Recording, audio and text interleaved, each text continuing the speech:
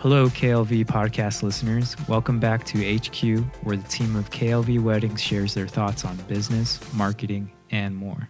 I am your showrunner, Brian. Let's get into it. All right. Welcome back to KLV Podcast. I'm Kevin. And that's Megan. Okay. And hope everyone is having a great start of May. Yeah, happy May. We made it to May. We made it to May, and surprisingly enough, this Friday will be the first Friday in a long time when some businesses will be opened. So what? What businesses? Like essential businesses. Yeah. Yeah. Okay.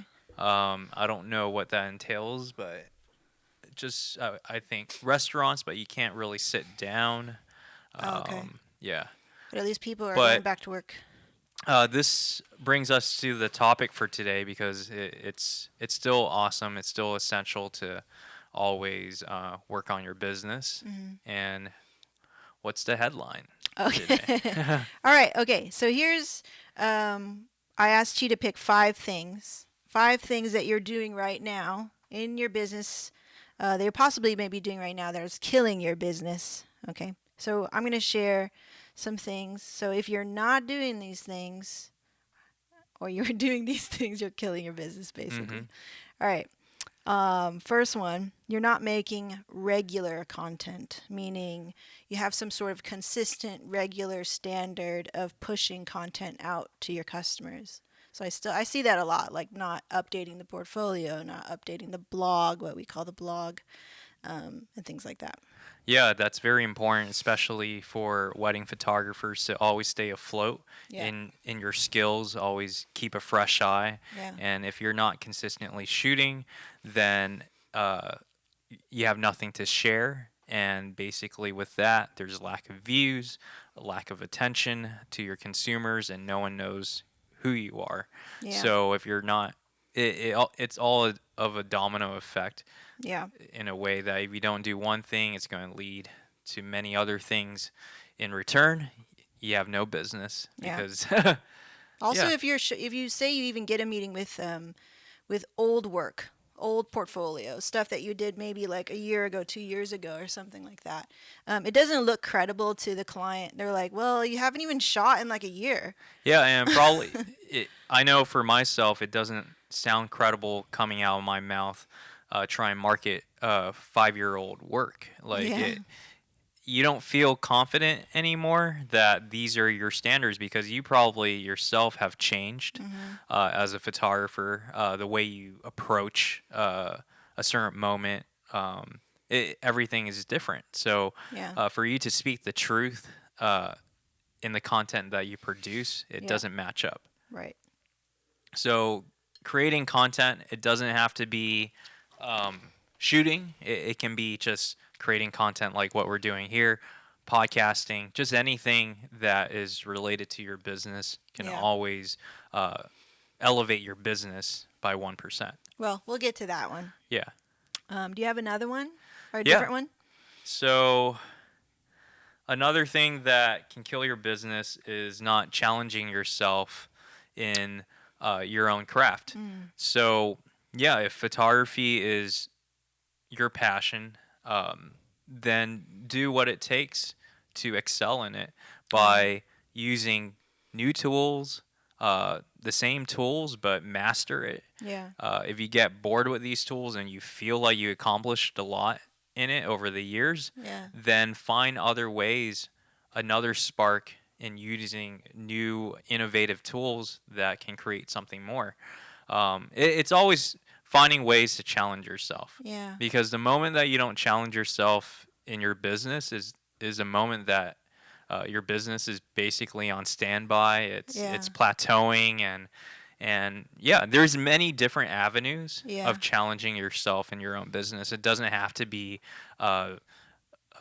maximizing your tools, your cameras that you use, but it can be the back end work, right? Mm-hmm. So it can be finding new apps that can help alleviate the stress in the back end when it comes to so helpful, working on apps. I mean, working on your back end to strengthen the core of your business so it's more efficient. Yeah. And it allows you to feel more free in the front end when you're out shooting. Right. And I would like to add to that, don't get too dismayed. Like you said in the beginning of what you said was like, if this is your passion, like go maximize and everything.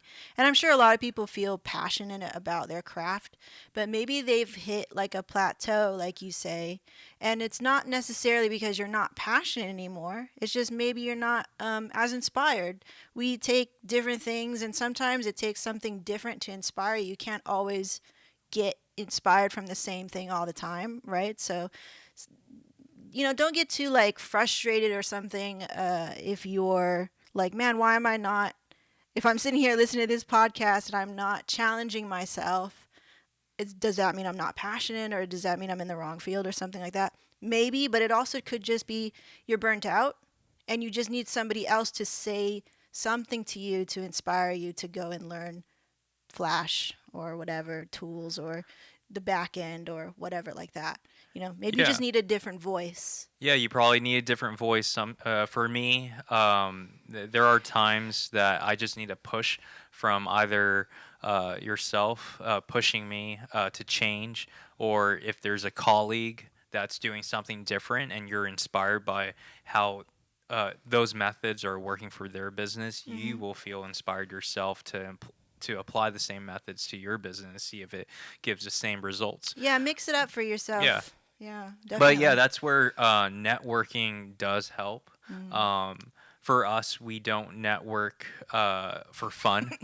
I mean, we like to network knowing that, we want to elevate and progress in our business. Right. But we don't like to just kind of waste time. Yeah, we're not here. We don't have fun over here, right? Yeah. I mean, we do have fun in our own way. Functional. Yeah. But then business should be business, and well, that's your perspective, right? Yeah, that's my perspective. That's how we do it here. Yeah. I mean, we have fun in our own ways outside of this business. Yeah. But then when it comes to this business, we just like to keep it business. Yeah, we do. Yeah. It's not like it's not fun, but we're just more efficient. We're more purposeful. Yeah. Yeah. Well, throw anything you want in there. Yeah. Okay. So another thing, this kind of It's leads. my turn. Oh, go for it. Okay. I thought you went already. No, I just added on to your thing. Sorry. Okay. Not exploiting and then showing your skills. So let me explain this. So if you're a photographer, you need to, because especially if you're first starting out, you need to exploit all of your own skills. For example, don't just shoot because it's your job. Like, go and shoot and tell the story of how you do your job. Go and shoot and tell like how you work. So you have to like think about exploiting everything that you can about you and then telling people about that. And a lot of people who first start out, they're like, it's just me. I have to do everything. And I'm like, yeah, you have to do everything. So try to exploit all the things that you can. Think of it as not that you have to, but that you're taking advantage.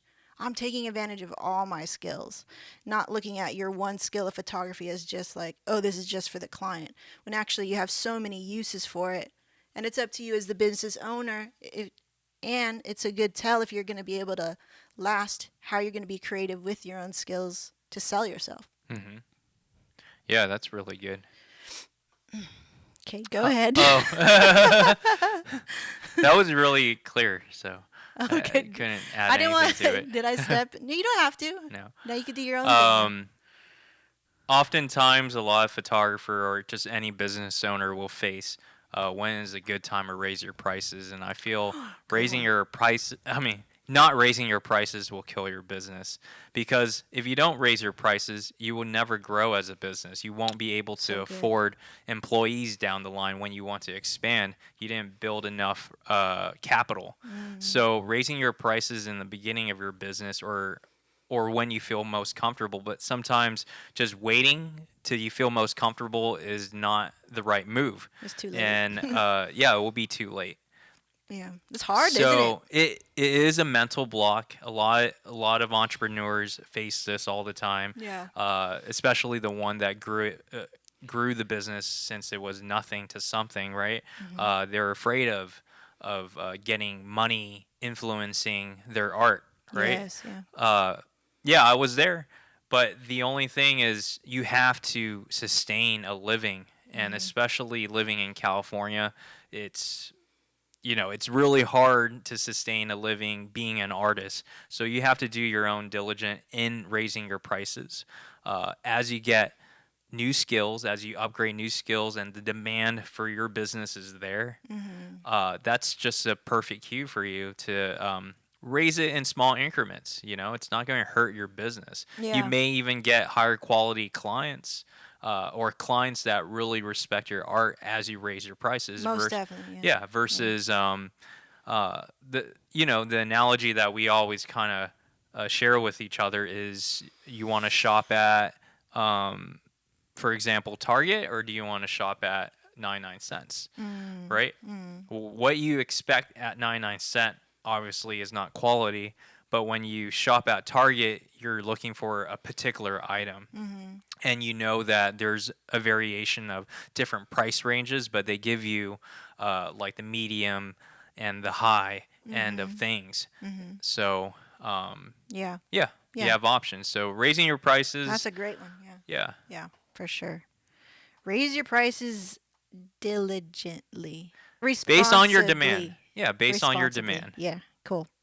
Number 3. Here we touched on this a little bit. Not creating ancillary content. Ancillary mean in addition to, on the side, right?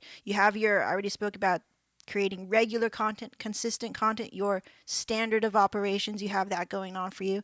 So now you got to talk about serving or adding on different types of content. For example, this podcast is ancillary.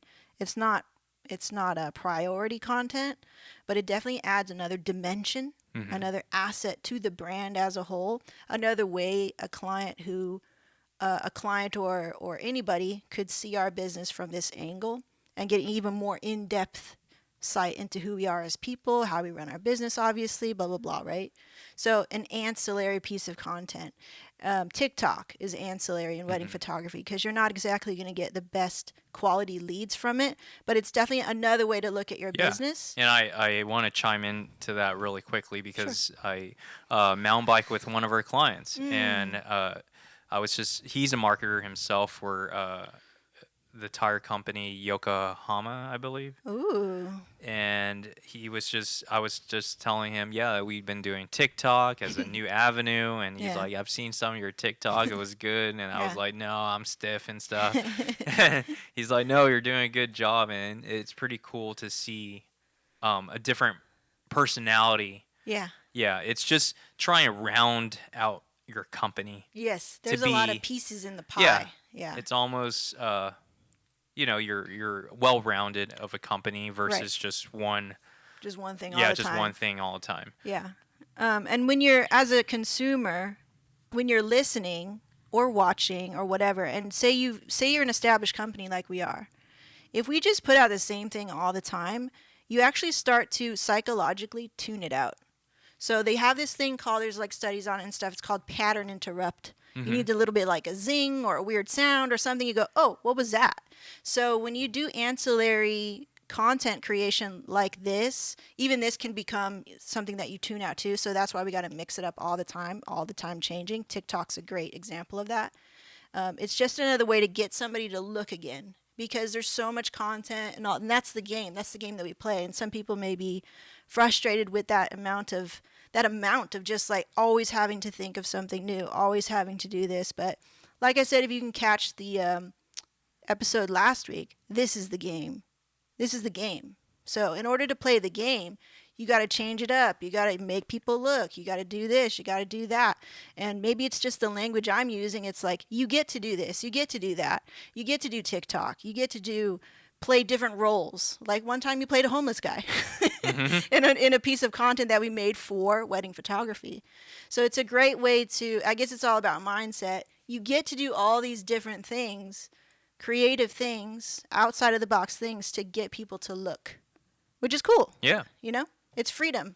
It's freedom. It's also scary and how you say like, too many information overload. Yeah, I Decision used overload. to be scared Yeah. to make all those type of contents that that I felt was irrelevant, to your business, right?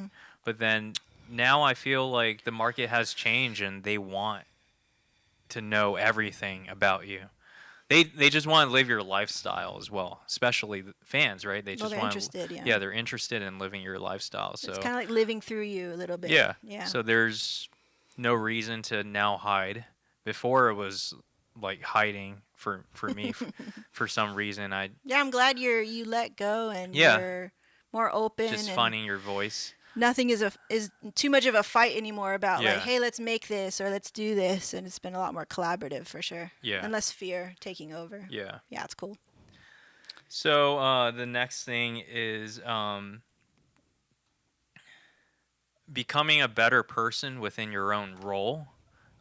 So if you're not becoming a better person within your own role, right, that is assigned to you when you're working for a business or you are the leader of your business, then that will kill your business. Yeah. Because you don't believe in yourself and you're not confident in yourself to take on the task, to lead a team, and or even being that team member to take on your own task Whatever that was your role assigned to is. you, and doing your best work within your own role. Yes. Before always trying to jump the gun and talking to the team leader, wanting to accelerate in a different path when you're not really ready for it. Ooh. So Yeah. yeah, take your time within your own role, perfect your craft. Yeah. It's your time. It's at your own pace. And we've all done that. Yeah. We've all been impatient to where it's like, why don't I get to do that? And we're not focused at this, and we're not seeing the value of whatever we're doing because maybe it's boring or it's tedious or it's monotonous or it just doesn't interest you. Yeah, the tedious part is the challenging part, and that's the challenge you have to face. You can't run away and try to accelerate over those tedious parts of whatever role that is assigned to you. That's school, man. Like, Yeah. as I've come to learn too, and I've always been like a shit talker against college, but I did actually learn how to be disciplined, I guess, and like go through the motions and be like, this paper's stupid. I'm still gonna get an A on it, but it's stupid. Like this kind of like egotistical talk, and thinking things are beneath me or whatever. Just being very arrogant. And now, in the real world, it's like, okay, I have to do this. I have to answer this email this way, or there's a bigger picture of things. Yeah, I would say the lifestyle of college, not the lifestyle of like dorming with your friends and stuff, but the lifestyle of going to school, The discipline. of finishing your work Yeah. that is assigned to you, right? Turn it in on time. Yeah, get all it that, done. everything that Yeah. was taught to you since high school, it's all a system to Yeah. help you become a better civilian. Hopefully, yeah. Yeah. So, Well, you could definitely take it to like, how they say Yeah. college is just making drones for blue collar workers and things like this. Yeah. And definitely, because I went down that road too. But you just really got to take whatever you have in Yeah. your life, college or no. but and- we were both overachievers in our own way. Yeah. But then it did play a huge role in when we want to grow a business because Yeah. we are overachievers in our business. I guess. Yeah. Well, I wasn't always, but a little bit, I guess, here and there. For me, I always wanted to be successful. Mm-hmm. Yeah. And I would do, every way, researching any way that I can to get there, right? Right. And it seems like it plays a role in everything that I do, from paddle surfing to really watching. How you do one thing's how you do everything. Yeah. That's the same. So mountain biking now is Yeah. I want to perfect my ride. I want to feel really accomplished when I'm going downhill. Like everything is everything in what you do. So Yeah. it unbuttoned. it comes down to the type of person that you are. Yeah. Yeah. Right. So it plays then- so much. The type of person that you are can always be better. Evolve. You can always evolve in your own role. That's true. Yeah. So it's not an excuse to be like, well, I've always been this way, which is really easy to say that. And I'm sure we all say that all the time. But there's always something that you can improve to just make things better. Okay. Okay, number 4 for me, things that are killing your business, not filtering your leads. You need to filter who comes into your business. You can't just take anybody, because who takes in everybody? Bitches and hoes. You know what I'm saying? Walmart. So you're not, unless that's your goal. Okay, so no judgment. But doing what we do, you can only serve so much. You can only be in so many places at one time. You only have so much time on this earth. You only have one body. You only have this, right? So you're a very limited resource and service. You're not an unlimited thing that you can just print. So you need to filter who's coming through the door into your business and be like, yeah, you're not good. You're not good. Yes, you're good. Definitely you. No, you're not good. Like, I see that. So the best way that you could filter people is by, again, the content that you create, who you present online. You're like, this is who I am. So the more authentic that you can be in your content and how you put that out online will attract the right people. Then here's the real filter. That's kind of like a so-so filter. The real filter is in the email if you get a lead, right? So that's why I say filter your leads. So you've already gotten a lead. Now here's the thing. You can say yes or no to this person. So that's up to you to decide what your parameters are. But if you're not filtering right there at the email when the lead comes in, you're creating potentially a lot more problems for yourself later on. Mm-hmm. So set boundaries. Yeah. Yeah.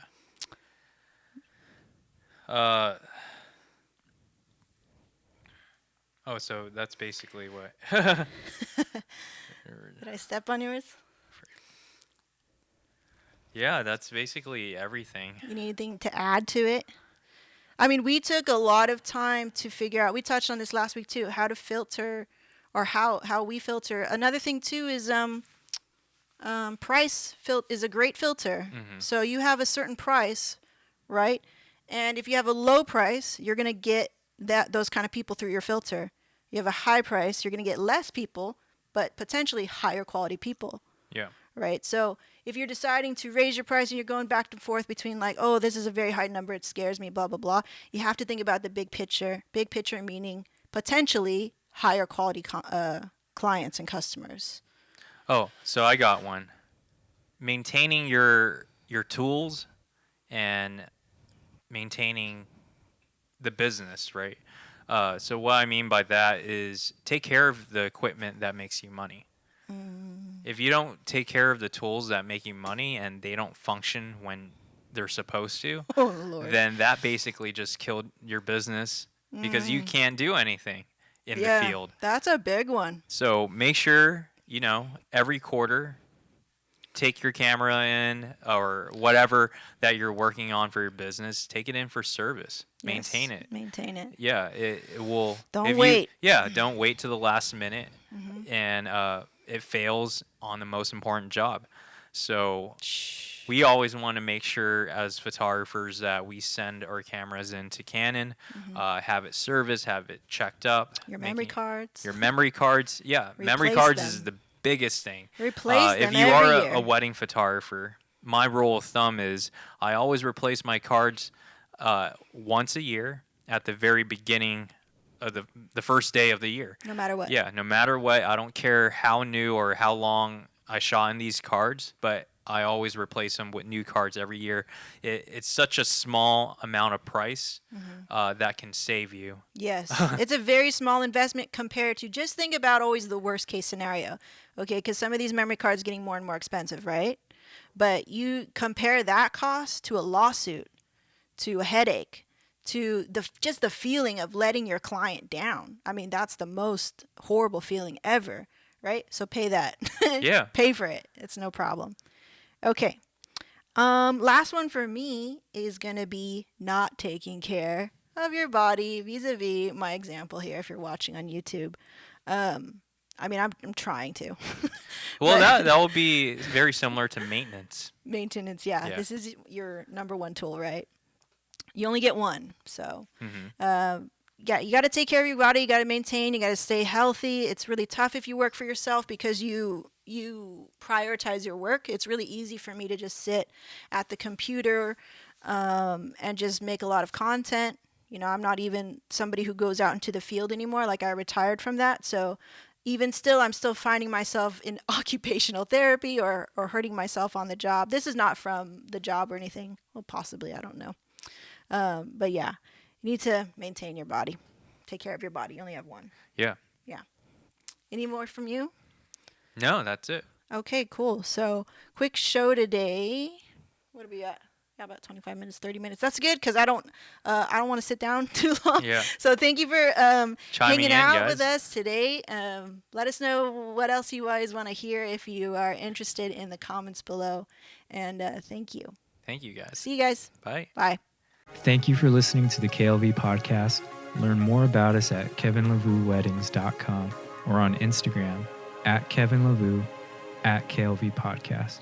You can rate and review us on iTunes and watch us on YouTube. Join us next time sharing more of our experiences and lessons.